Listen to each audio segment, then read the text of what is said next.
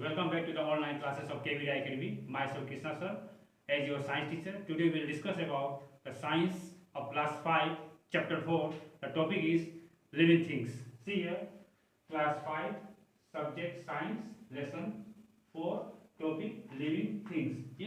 Living thing is very familiar. All of you know what is living thing. The thing which has life is called living thing. Suppose if you compare your life with non-living things. Suppose at your home there is a house and you. You think in the mind, between you and your house, what is the difference between? You are living things, but your house is not a living thing. You can move, but your house cannot move. You can take breath for survival. You can take air for survival, but your house cannot take air.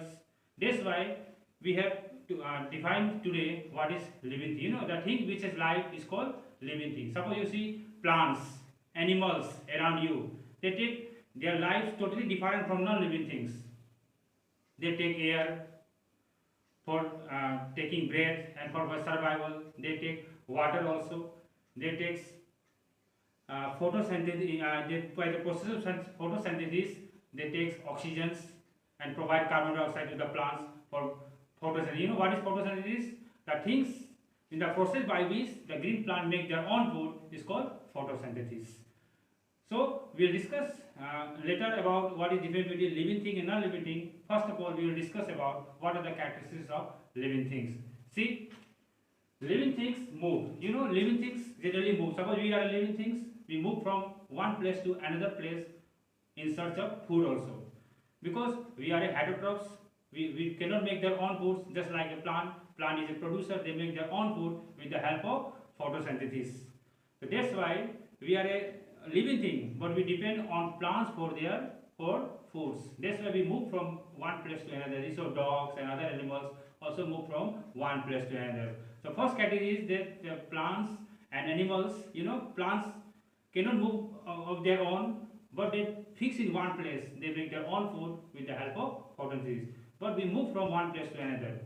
So plants also living thing, animal also living thing. But there is a difference between plant and animals. We can move from one place to another place, but plants can move from one place to another place.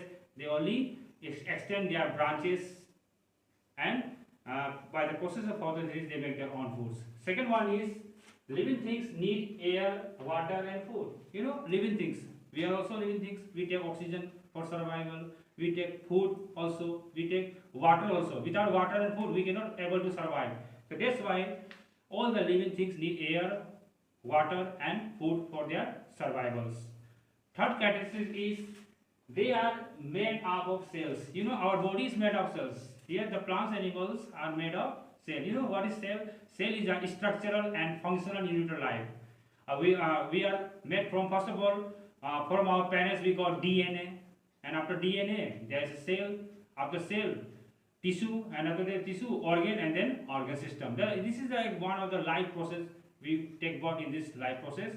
So that's why living things next air, water, and they are made of cells. Cell is a structural and functional unit of life. That's why all the living things are made of cells. Plants also cells. Plants have plant cells, and we have animals. So we get a animal cells. Plant are a unicellular organism, but we are a multicellular organism. In a body, trillions of cells are present. That's why our body is made of cells. And the cell was discovered by Robert Hooke in 1665 in a cork cell. Next, they grow and change. Living things can grow. Suppose you see in your childhood you are very small. Slowly and slowly you grown up. Your body also grown up. Your shape and size also changes. You are thin in the childhood, but when you grow up, you become very healthy also, fit also, thick also. So that's why we can change our atmosphere. According to change our atmosphere, our body also changes. We can grow properly. That's why they grow and change. So that's why all the living things can grow, but there is a limitation of the growth of animals, but there is no limitation of growth for the plants. So that's why we are living things. This is our some characteristics. Last one is they reproduce. Suppose living things. When you grow up, from our mothers and fathers, we are just grown up. So we can produce of their own same kinds by the process of reproductions. Means the body, the animals, the mammals will give birth to their offspring is called reproductions. So this is reproduction is very necessary for our species, for our coming generation. So that's why these are all the characteristics of living things. I will repeat again. Living things move. Living things need air, water and foods. They are made up of cells. They grow and change and they reproduce. These are some of the characteristics of living things. Now I will discuss about what are the difference between living things and non-living things. Living things also made of cells. By some plants, we cut down plants, it is also made of cells, but it is dead cells, their presence. But in animals, but in animals, or we are also animals, means man is a social animal.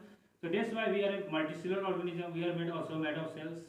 You see in your home there is a fan which is rotating there, but the fan is not a living things. It is a non-living thing because it is generated by the help of electricity and mechanical energies.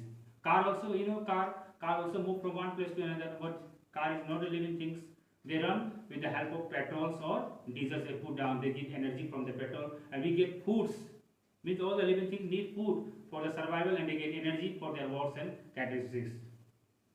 So living things cannot take breaks. Living things can break. Living things can change their situation, change in their livelihoods, and we need air, waters, and food for the survival. Non-living thing cannot need air, water, and survivors. So as you know, this is what is the difference between plants and animals. You know also much better. We are all familiar about plants and animals. But today my class is over. In the next video, I'll talk about another process of living things. That's all. Thank you. Have a nice day.